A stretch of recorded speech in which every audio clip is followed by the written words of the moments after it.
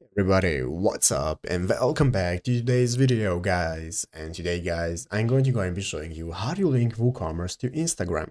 This is a very simple thing to do, so make sure that you watch this quick and easy video till the very end and follow my steps correctly so you can make sure that this works the same for you and you can do this yourself. But yeah, guys, let's get straight into it. So the first thing you want to do is to go ahead and open up the official WordPress website right here at wordpress.com if you're not already, and after opening it up, you'll be greeted by the main page where in the upper right corner you can get started with logging into your account. So if you're not already logged into your account, and after doing so, here in the home page at the left side screen, you can find all the sections you can access for your website, such as home, statistics, upgrades, and so on.